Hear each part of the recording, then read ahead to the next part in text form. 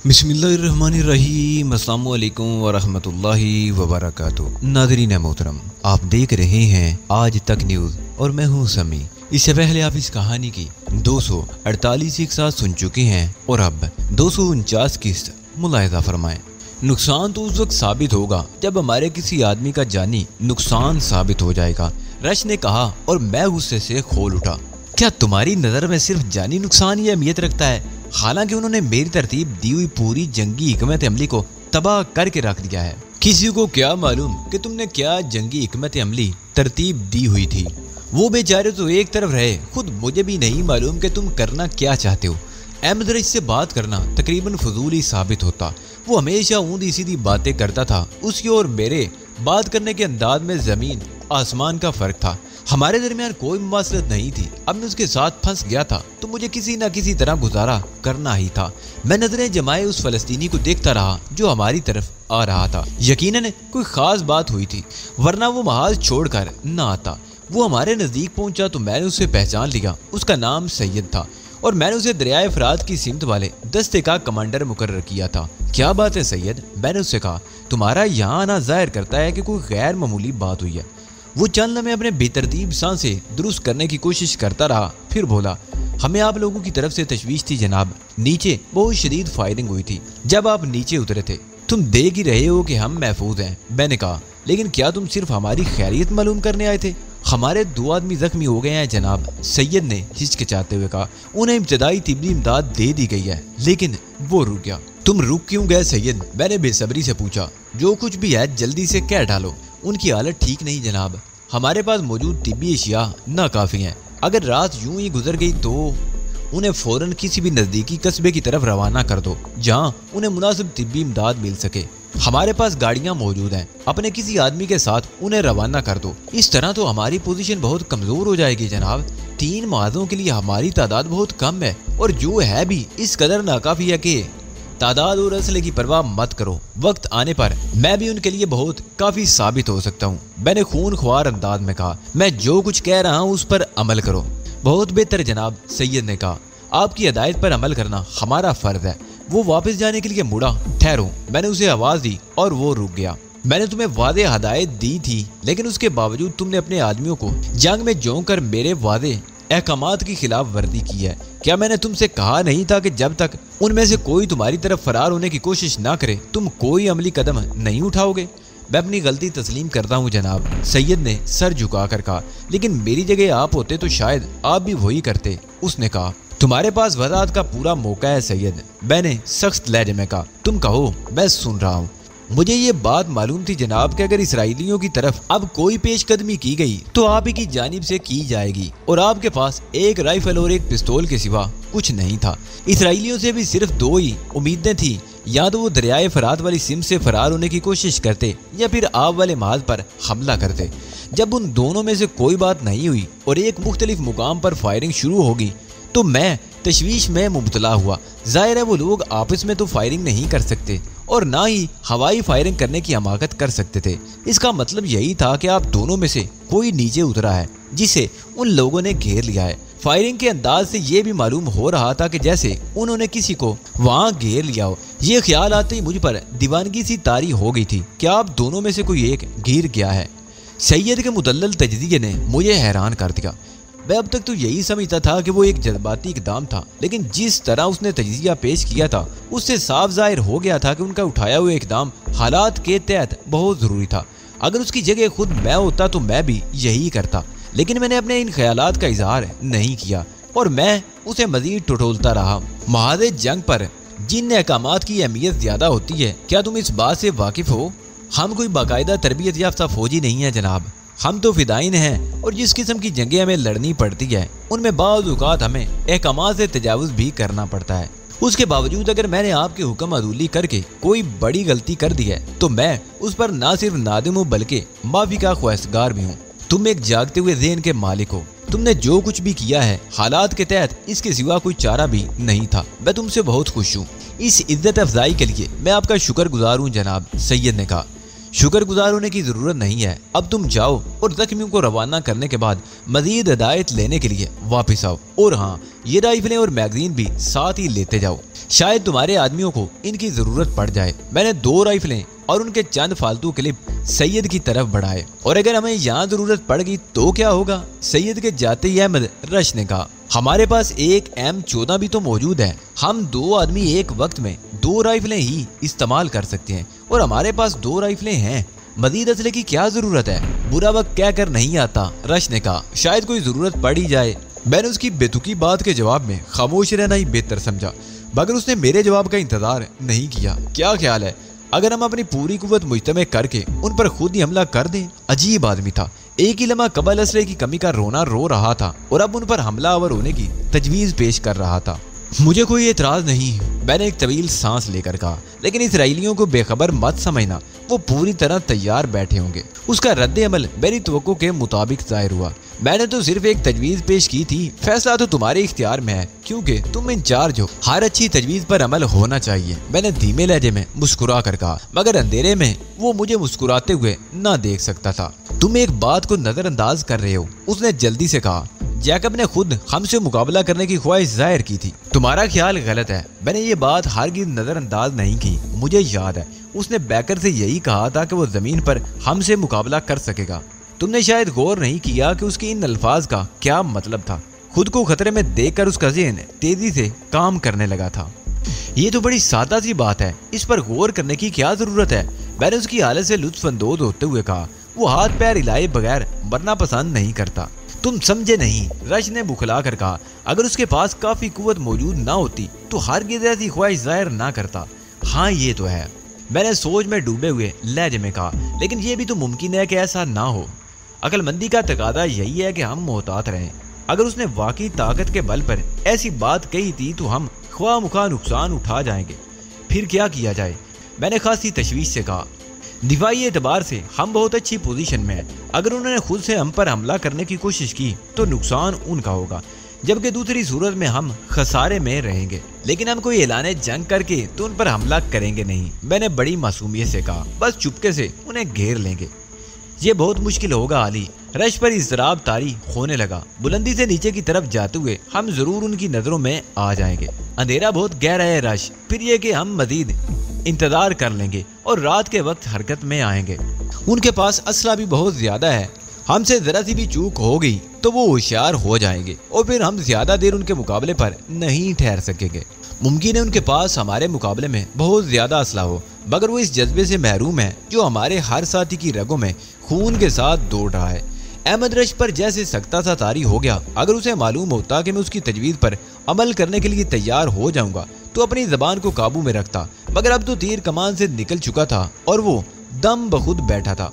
तुम्हें कुछ अंदाजा है रश कि हम इस वक्त किस मुकाम पर हैं? यकायक मैंने कहा और रश मेरे सवाल की नोयत पर हैरान रह गया। क्यों नहीं मालूम होगा? उसने हैरत से कहा। हम इराक में हैं। ये बात तो उन लोगों के इल्म में भी होगी जिन्हें जबरदस्ती यहाँ लाया गया है। उन्हें ये मालूम नहीं होगा कि हम दरियाए फरात के किनारे पर मौजूद हैं। जरूर मालूम होगा, मैंने कहा। फिजाई हमले को खासी जिग्राफियाई मालूमात होती हैं। आखिर वो कौन सी ऐसी बात है जो उनके इल्म में ना होगी और तुम मुझे बताना चाहते हो? रश ने उलझन अमेज लहजे में पूछा। तुमने उन पहाड़ियों की साख्त पर गौर किया? तुम्हें कोई अजीब बात नहीं महसूस हुई? अजीब बात नहीं तो ये आम किस्म की पहाड़ियां हैं, इनमें अजीब बात कौन सी हो सकती है? जिस मुकाम पर हम मौजूद हैं वो हिस्सा आगे की तरफ निकला हुआ है, बिल्कुल वैसे ही जैसे कोई बालकोनी होती है। रश चंद में गौर करता रहा, फिर हैरत ज़दा लहजे में बोला, तुम ठीक कह रहे हो, वाकई ये कोई बहुत बड़ी बालकोनी मालूम हो रही है। इस बात पर भी गौर करो कि बाज़ मुकामात पर पहाड़ी ढुलान 90 दर्जे का जाविया बना देती है, जैसे कोई दीवार होती है। ये तो कोई ऐसी खास बात नहीं है, रश बोला। पहाड़ों में यकीनन ऐसा होता है, मगर पहाड़ियों में ऐसी ढुलानों का पाया जाना गैर मामूली बात है। लेकिन मैं बिल्कुल नहीं समझ पा रहा कि इन सब बातों से तुम्हारा मकसद क्या है। सिर्फ ये बताना मकसूद है कि जिस मुकाम पर हम मौजूद हैं उसकी तारीखी अहमियत क्या है। इस वाहियात मजमून से मुझे कोई दिलचस्पी नहीं, रश ने बेजारी जाहिर की। मुझे इसका अंदाजा है, इसलिए मैं तुम्हें समझाने की कोशिश कर रहा हूँ कि इस मुहिम के लिए खास तौर पर यही मुकाम क्यों मुंतखब किया गया है। मेरा ख्याल है कि कांकरेड को अगवा करके यहाँ लाने की तजवीज़ तुम्हारी ही पेश करदा थी। ये तजवीज़ मैंने एक खास मकसद के तहत पेश की थी और कोई इस मकसद को नहीं समझ सका। सबका ख्याल यही था कि महज एक वीराना होने के बायस मैंने इस जगह को पेश किया था। तुम बड़ी हैरान कर देने वाली बातें कर रहे हो, शायद मजाक के मूड में हो। दजला और फरात वादी बाइबल के 2 दरियाओं के नाम भी पहचाने जाते हैं। मुझे ये बात मालूम नहीं, अगर ऐसा हो भी तो इसकी अहमियत क्या है? तुम्हारे नज़दीक मुमकिन है ना हो, मगर यहूदियों से जाकर पूछो। बाबिल की सरजमीन का जिक्र तो उनकी मजहबी कुतुब में भी मौजूद है। रश भी इख्तियारी से हंसा। इस बेसुरोपा बात पर मैं यकीन नहीं कर सकता, लेकिन मुझे यकीन है कि इसराइलियों में से किसी न किसी ने अब तक ये बात महसूस कर ली होगी कि उन्हें कहाँ लाया गया है। ठीक है, फर्ज करो ऐसी कोई बात है, तो भी उनसे उनकी सेहत पर क्या असर पड़ेगा? उनकी सेहत बर्बाद होकर रह जाएगी। यही वो जगह है जहाँ उनको कैदी की हैसियत से लाया गया था। मुझे नहीं मालूम कि तुम इतने अच्छे अफसाना गो भी हो, रश ने खुश दिली से कहा। ये अफसाना गोई नहीं रश, ठोस हकीकत है। अगर तुम पसंद करो तो मैं उनकी मौजूदा ज़बूर से कोई गीत हवाले के तौर पर तुम्हें सुनाऊं। अब तुम मुझे इस तरह मरूब करने की कोशिश करोगे, रश ने हंस कर कहा। तुम यकीन करो या ना करो, ये तुम्हारी अपनी मर्जी है। ताहम मैंने तुम्हें ज़बूर का एक गीत जरूर सुनाऊंगा, मैंने कहा, और उसके जवाब का इंतजार किए बगैर गीत शुरू कर दिया। हम बाबल के दरिया के किनारे बैठे बैतुल मुकद्दस को याद करके रो रहे हैं। अपने बरबत हम वही बैद के दरख्तों पर टांग आए हैं, इसलिए कि हमें कैद करने वाले हमसे गीत सुनने की फरमाइश कर रहे थे। हमें बर्बाद कर देने वाले हमसे खुशियों के तलबगार थे। हमसे बैतुल मुकद्दस का कोई गीत सुनाने की फरमाइश कर रहे थे। एक अजनबी सरजमीन पर हम रब्बे अजीम का कोई गीत किस तरह गाएंगे? ए यरूशलेम, अगर मैं तुझे फरामोश करूं तो मेरा दायां हाथ अपनी महारत भूल जाए। अगर मैं तुझे याद ना रखूं तो मेरी जबान मेरी तालू से चिपक कर रह जाए। अगर मैं यरूशलेम को अपनी हर खुशी पर फोकियत ना दूं। अहमद रश सन्नाटे के आलम में बैठा था। गीत सुनने के बाद भी काफी देर तक वो कुछ नहीं बोला। फिर बर्राई हुई आवाज में बोला, ये गीत तुम्हारे इल्म में कैसे आया? मैं यहूदियों के खिलाफ सफ आ रहा हूँ रश। मैंने अपने लिए कोई खास मैदान मुकर्रर नहीं किया है। उनके बारे में ज्यादा से ज्यादा इल्म होना मेरी जरूरत है, ताकि हर महाज पर उन्हें शिकस्त से हमकनार कर सकूं। लेकिन यहूदियों के खिलाफ तो मैं भी हूँ, रश ने कहा, और मैंने उन्हें बहुत से नुकसानात भी पहुंचाए हैं, मगर मुझे तो बिल्कुल मालूम नहीं कि उनकी मजहबी किताबों में लिखा क्या है। मैंने कहा ना कि मैं यहूदियों को सिर्फ मैदान जंग में ही शिकस्त देने का ख्वाह नहीं हूँ, बल्कि जिंदगी के हर शोबे में उन्हें नीचा दिखाना मेरा मिशन है। इस काम के लिए मुझे खुद को बहुत ज्यादा बाखबर रखना पड़ता है। कमाल है, रच बुड़बुड़ाया, तुम्हारी मालूमात वाकई हैरान कुन है। लेकिन क्या इसके अलावा उनकी मजहबी किताबों में बाइबल या वाई बाइबल का कोई और हवाला भी मिलता है? ज़बूर में उसका एक और हवाला जो मुझे याद आ रहा है। मैं बाइबल को अपने वक्त की अजीम तरीन ममलिकत करार देने के बाद उसकी तबाही की पेशीन गोई की है। जिस वक्त तुमने त्यारा अगवा करके लाने के लिए उस मुकाम को तजवीज़ किया था, क्या उस वक्त ये सब बातें तुम्हारे ज़हन में थीं? अहमद रश ने पूछा। न सिर्फ ये बातें मौजूद थी, बल्कि मुझे ये भी मालूम था कि इससे क्या फ़ायदे हासिल किए जा सकते हैं। मैंने कहा, गालिबन तुम ये कहना चाहते हो कि उन्हें अपनी तारीख याद है और इस मुकाम पर आने के बाद उनके असाब मुतासर होंगे। कुदरती बात है रश, हर यहूदी को अपनी तारीख अजबर है। आज उनके लिए तारीख खुद को दोहरा रही है। पहली बार वो यरूशलेम से कैद करके जिस मुकाम पर लाए गए थे, आज फिर वहीं मौजूद है। वो नाम निहाद अमन कॉन्फ्रेंस में शिरकत करने के लिए अपने वतन से रवाना हुए थे और एक तवील दबाव में रहने के बाद खुद को जिस मुकाम पर कैद महसूस कर रहे हैं, इससे उन्हें अपनी पहली जिल्लत अमेज जलाब वतनी याद आ गई होगी। उन्हें अंदाजा हो गया होगा कि जल्द या बदेर उनकी पूरी कौम को पहले की तरह एक बार फिर फलस्तीन से निकलना होगा। मैंने उनके खिलाफ एक नफ्सियाती चाल चली है। तुम्हारा ये नफ्सियाती वार बेहद कारगर साबित होगा अली, और तुम्हारा ये कहना भी दुरुस्त है कि किसी को भी अंदाजा नहीं था कि तुम कितनी दूर तक देख रहे हो। सबका ख्याल यही था कि तुमने महज इस मुकाम की वैरानी के सबब इस जगह का इंतखाब किया है। तुमने असल बात छुपाने के लिए दलीलें भी तो क्या दे दी। मेरी तमाम दलीलें अपनी जगह दुरुस्त थी रश। यहाँ तक पहुँचने के लिए मैंने जिस तवील रास्ते का चुनाव किया वो बेहद ज़रूरी था। अगर कांकरेड में ईंधन ख़त्म ना हो गया होता तो वह यूं हमसे नज़दीक ना होता, आखिरी वक्त में कहीं दूर निकल गया होता। हम उसे तबाह तो कर सकते थे, मगर उन लोगों को घेर नहीं सकते थे। और अगर हमने इस कदर पेचीदा रास्ता मुंतखब किया होता तो हमें कब का तलाश किया जा चुका होता। इसके अलावा निजी परवाज करने से हमें दो फ़ायदे हासिल हुए। हमें किसी भी मुल्क के रेडार पर नहीं देखा जा सका, और दूसरे ये कि इस तरह कांकरेड का इंजन जल्द ही ख़त्म हो गया। मुझे याद है अली, तुमने अपने प्लान के हक में ये तमाम दलीलें पेश की थी, मगर तुमने यहूदियों की तारीख का जिक्र नहीं किया था। हमारे मिशन के लिए ये एक गैर आम बात थी, इसलिए मैंने उसका जिक्र करना जरूरी नहीं समझा। लेकिन ये एक हकीकत है कि बाकी तमाम बातें एक तरफ और उन पर कारी ज़रब एक तरफ। मैंने उनके जख्मों पर नमक छिड़कने का काम किया और सबसे ज्यादा लुत्फ मुझे इसी वक्त आ रहा है। उन लोगों के मारने की बजाय उन्हें ज़हनी अजियत में मुब्तला करके मुझे ज्यादा तस्कीन हासिल होती है।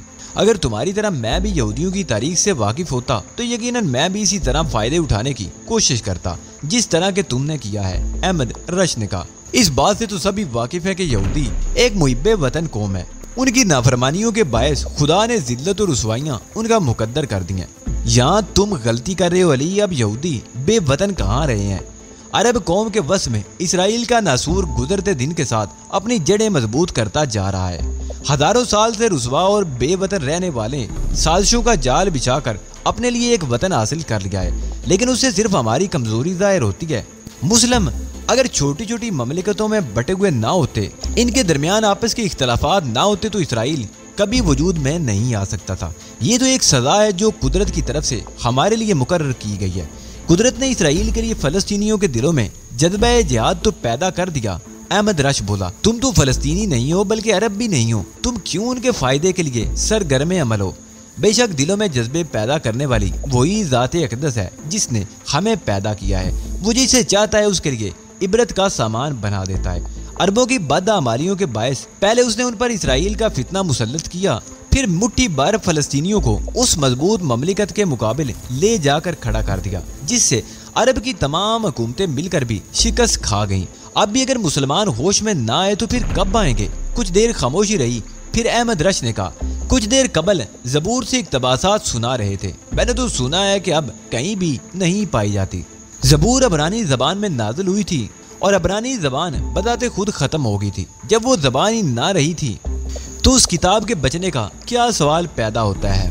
अगर ऐसा है तो फिर तुमने एक मादूम किताब से इक़्तिबासात किस तरह सुना दिए। अहमद रश ने हैरत से कहा, अबरानी एक मुर्दा ज़बान थी जिसे यहूदियों ने जिंदा किया, उसे दोबारा राइज किया।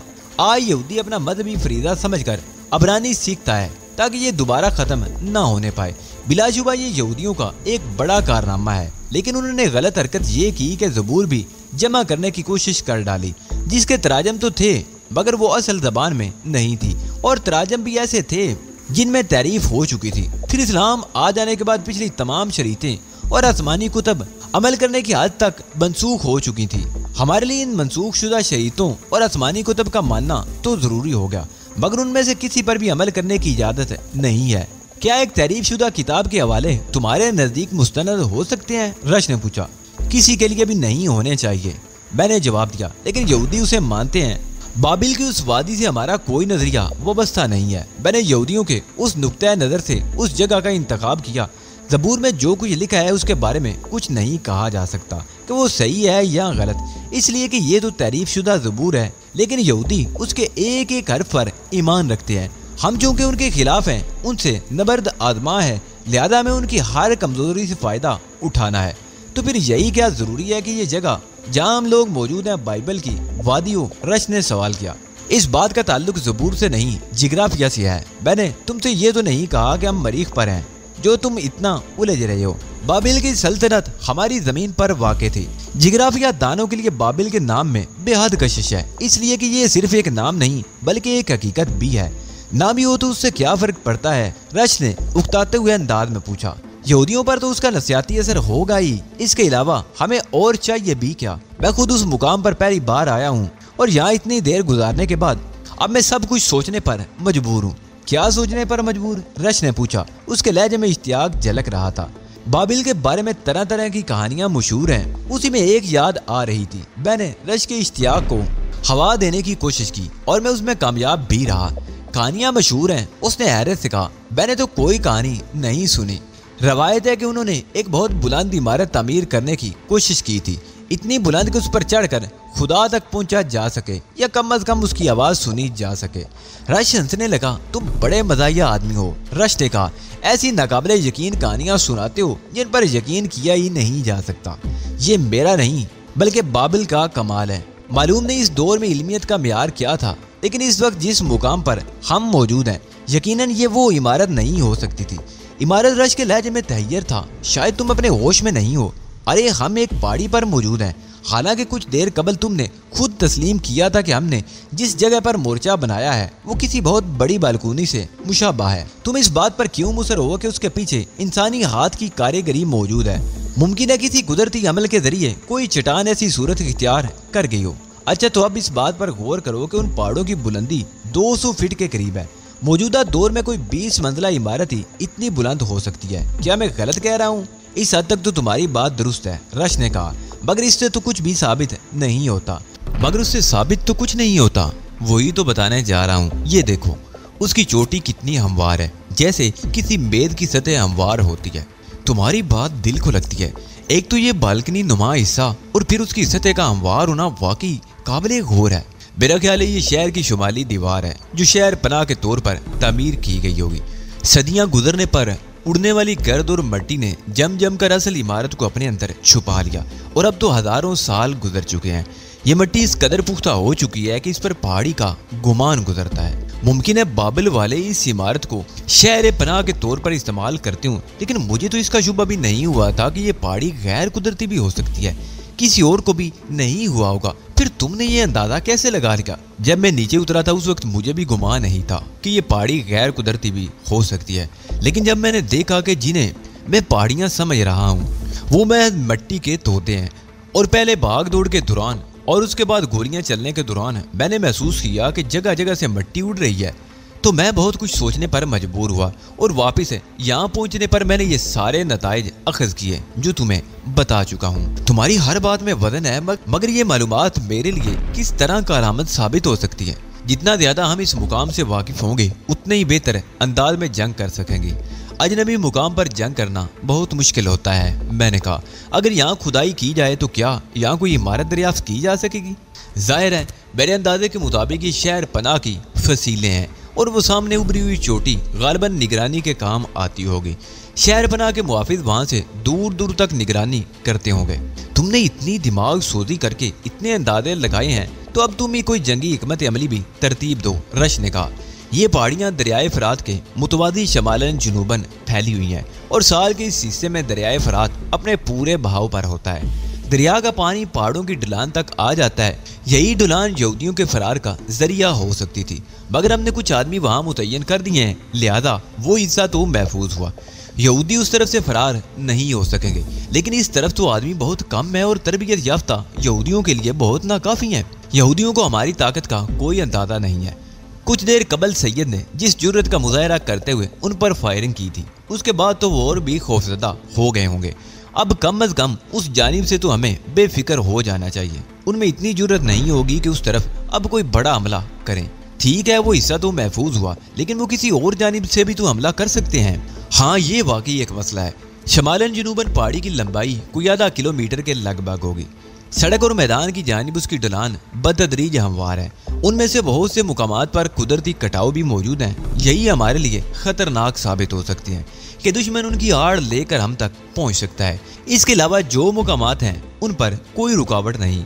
एक बार नुकसान उठाने के बाद वो दोबारा मुहतात रहेंगे और किसी खुले हुए हिस्से तक पहुंचने की कोशिश भी नहीं करेंगे। लेकिन यहाँ तो हम सिर्फ 2 अफराद हैं। रश ने कहा, अगर वो छुप कर हमारे हकम में पहुंच गए तो क्या होगा? उन्हें वक्त लगेगा, इसका इम्कान जरूर है।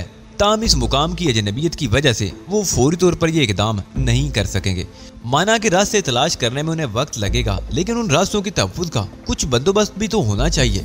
होगा, मैंने मुस्कुरा कर आहिस्ता से कहा, जरा सैयद को वापस आ जाने दो, फिर मैं ऐसे मुकामात पर मुहाफिज मुतय्यन करूंगा। तुम्हारा क्या ख्याल है? रात में वो हम पर दोबारा हमला करने की कोशिश करेंगे? अगर ना की तो उन्हें जिंदा रहने का कोई हक हासिल नहीं। जितनी ज्यादा उनकी तरफ से देर होगी उतना ही हम मुनज़्ज़म होते चले जाएंगे। मेरा ख्याल है रात गुजरने के बाद दिन की रोशनी में तो वो हम पर हमला करने की हिम्मत नहीं कर सकेंगे। रात की तारीकी उनकी सबसे बड़ी मुआवन है। अगर इससे फायदा ना उठा सके तो दिन में क्या वो खाक फायदा उठाएंगे? इस वक्त तो हम उन्हें भून डालेंगे। सैयद की वापसी तक मैं और रश वक्फे वक्फे से लाइट टेलीस्कोप की मदद से पहाड़ी ढलानों का जायजा लेते रहे। स्टारलाइट टेलीस्कोप का मुस्तकिल इस्तेमाल इसलिए नहीं किया जा सकता था कि वो बैटरी के जरिए कारआमद होती थी। बैटरी एग्जॉस्ट होने के बाद दूरबीन भी बेकार हो जाती। सैयद के वापस आते ही मैंने उससे कहा के दूसरी जाने वाली ढुलान पर चंद अफराद को छोड़कर अपने तमाम आदमियों के साथ मेरे पास वापस आ जाए। उसने बेचूं चरा मेरे कहने पर अमल किया। मैंने फलस्तीनियों को जरूरी हदायत दी और रश और सैयद को लेकर पहाड़ी का जायजा लेने निकल खड़ा हुआ। पहाड़ी की चोटी पर चलने के दौरान रश को मेरी उस बात पर यकीन आ गया कि पहाड़ियाँ गैर कुदरती हैं। ये तो वाकई इतनी हमवार हैं कि इसके नीचे किसी बाकायदा रास्ते का यकीन करना ही पड़ता है। रश ने कहा, ये जो बाज़ मुकामात पर गोल उभरे हुए मीनार नजर आ रहे हैं, ये उस फसील की बुर्जियां हो सकती हैं। मैंने कहा और रश ने इस बात में सारी लाकर मेरी बात की तायद की। मेरा ख्याल है जनाब कि हर बुर्जी पर एक आदमी को तैनात कर देना चाहिए। सैयद ने कहा, मैं भी यही सोच रहा था। मैंने कहा, तुम जाकर अपने आदमियों को हदायत दे दो। सैयद चला गया और जरा ही देर बाद बड़ी खामोशी से 30 अफराद बुर्जियों के अकब में पोजीशन संभाल चुके थे। हमने आदमी तो तैनात कर दिए जनाब, लेकिन असले की कमी कैसे पूरी की जाए? सैयद ने कहा, इसकी एक ही सूरत है। मैं कुछ सोचते हुए बोला, और वो ये कि हम अपनी पोजीशन से फायदा उठाएंगे। वो किस तरह जनाब? सैयद ने पूछा। दुश्मन नीचे से ऊपर की तरफ आएगा और खुली जगह में होगा, जबकि हमारे आदमियों को आड़ मैसर होगी। उनके लिए हम पर फायर करना जरूरी होगा, उसके बगैर वो हमें कोई नुकसान नहीं पहुंचा सकेंगे, जबकि हमारे लिए कतई जरूरी नहीं होगा कि उन्हें नुकसान पहुंचाने के लिए उन पर फायर ही करें। मैं समझ गया जनाब, सैयद ने बड़े जोश से कहा। आपका मतलब है कि हम बड़े बड़े पत्थर लुढ़का कर भी उन्हें ऊपर चढ़ने से रोक सकेंगे? तुमने बिल्कुल दुरुस्त अंदाजा लगाया सैयद, मैंने खुश होकर कहा। मैं इसी इम्कान पर गौर कर रहा था। आपने बहुत उम्दा तरकीब सोची है जनाब। दरअसल हम असले के इतने आदी हो गए हैं कि अब कोई सादा सी बात भी मुश्किल से ही सुझाई देती है। जरूरत ईजाद की माँ होती है। जरूरत ईजाद की माँ वाला मुहावरा ऐसे ही मौकों के लिए ईजाद किया गया है सैयद, मैंने कहा और सैयद हंस पड़ा। मैं भी जाकर अपने लोगों को हदायत देता हूँ जनाब, सैयद ने कहा और तेजी से मोर्चों की तरफ चला गया। सैयद एक निचली सतह का आदमी है अली। उसके जाने के बाद रश ने कहा, उसे इतना ज्यादा मुंह मत लगाओ। मत भूलो रश के इंचार्ज मैं हूँ। फ्रांस में तुम इंचार्ज थे और तुमने जो चाहा किया। यहाँ जो मैं चाहूंगा वही होगा। ओह, रश की तेवरी पर बल पड़ गए। मुझे याद है नूरी सलामी के कत्ल पर तुमने किस रद्द अमल का इजहार किया था। क्या तुम इस तरह मुझसे बदला ले रहे हो? मौत का बदला मौत होता है रश, मैंने बड़े तहम्मुल से कहा। मैं तुमसे किसी चीज का बदला नहीं ले रहा हूँ। इस मिशन की कामयाबी के लिए जो मैं मुनासिब समझूंगा वही करूंगा। तुमने उस वक्त भी मेरे इस अमल पर एतराज किया था, उसने हठ धर्मी से कहा, और इस वक्त उस वाक़े का हवाला देने से जाहिर होता है कि तुम अभी तक उस वाक़े को नहीं भूले। मुझे तुम्हारे काम करने के अंदाज पर उस वक्त भी एतराज था और आज भी मैं तुमसे मुतमईन नहीं हूँ। मेरा लहजा कदरे तलख हो गया। जिस तरह मैंने तुम्हारे इस अमल पर एतराज किया था, उसी तरह तुमने भी मेरे काम करने पर एतराज किया है। जिस तरह तुमने उस वक्त अपने इंचार्ज होने का हवाला दिया था, उसी तरह मैंने इस वक्त अपने इंचार्ज होने का हवाला दिया है। जिस तरह मैंने उस वक्त खामोशी इख्तियार की थी, तुम्हें चाहिए कि बिल्कुल उसी तरह इस वक्त तुम भी खामोशी इख्तियार कर लो। रश के चेहरे पर जलजले के आसार नजर आए तो मेरा अंदाजा दुरुस्त था। तुम मुझसे बदला लेने की कोशिश कर रहे हो। मुझे रश पर बड़ा शदीद गुस्सा आया। कोई और मौका होता तो मैं सजा दिए बगैर ना रहता, मगर इस वक्त मैं मसलियत के हाथों मजबूर था। हम एक ही मकसद के उसूल के लिए कोशां हैं रश, मैंने खून के घूंट पीते हुए नरम लहजे में कहा। इख्तिलाफात कहाँ नहीं होते, हर एक के काम करने का अंदाज मुख्तलिफ होता है, लेकिन उसका ये मतलब हरगिज नहीं होता कि हम एक दूसरे से उलझ जाएं। हमारे ये काम नहीं कि एक दूसरे से बदला लेने की कोशिश करें। हम एक तंजीम के मातहत हैं। अगर हमें एक दूसरे से कोई शिकायत भी हो तो हमें चाहिए कि तंजीम के बड़ों से रुजू करें और किसी के खिलाफ कार्रवाई ना करें। हमें इसका कोई हक हासिल ही नहीं है। लेकिन तुम तंजीम के बड़ों को मानते ही कब हो? एक बार पहले भी तुम तंजीम में शामिल होकर उससे अलहदा हो चुके हो, क्या पता फिर कब अलहदा हो जाओ। मैंने एक तवील सांस लेकर अपने गुस्से को कम करने की कोशिश की। तुम कोई नई बात नहीं कह रहे रश। जिन लोगों ने मुझे दोबारा तंजीम में कबूल किया है वो भी इस हकीकत से वाकिफ थे। अगर मैं किसी इख्तिलाफ की बिना पर तंजीम से अलहदा हो गया था तो इसका ये मतलब नहीं कि मैंने अपने लिए किसी और मंजिल का तयन कर लिया था। मैंने रास्ता जरूर तब्दील कर लिया था, लेकिन हमारी मंजिल कल भी एक थी और आज भी एक है। मुझे रास्तों और मंजिलों की भूल भुलैयों में भटकाने की कोशिश मत करो। हम कल भी तंजीम के साथ थे और आज भी तंजीम के साथ हैं। तुम्हारा कुछ पता नहीं कब तंजीम से अलहदा हो जाओ। क्या बात होगी जनाब? सैयद ने हैरत से पूछा। वो भी अभी वापिस आया था और उसने रश का जुमला सुन लिया था। जो बात तुमसे मुतल्लक नहीं उसमें टांग अड़ाने की कोशिश मत करो, रश ने बड़े खराब लहजे में कहा। मैं बुरी तरह भिन्ना गया। रश मेरी मजबूरी से बुरी तरह फायदा उठा रहा था। वो तबन ब्लैक मेलर था। उसे अंदाजा था कि इस मौके पर मैं उससे बिगाड़ मोल नहीं लूंगा, इसलिए अपनी हुदूद से इस कदर तजावुज किए जा रहा था। तुमने अपने लोगों को हदायत दे दी सैयद। मैंने एक बार फिर ज़बत का मुजाहरा किया और रश की हरकत का अजाला करने के लिए इज़हार अपनायत के तौर पर सैयद के कंधे पर हाथ रखते हुए उससे सवाल किया। जी हाँ जनाब, सैयद ने सर झुकाकर आहिस्तगी से जवाब दिया। उन्होंने बहुत से पत्थर जमा कर लिए हैं, अब वो उसले के बगैर भी यहूदियों को ऊपर पहुंचने से रोक सकेंगे। मेरे लिए कोई और हुक्म? हम में से किसी को महज इसलिए इंचार्ज बनाया जाता है कि हम अफरा तफरी का शिकार ना होने पाए। मेरे इंचार्ज होने का ये मतलब नहीं कि मैं तुम्हारा हुक्मरान हूँ।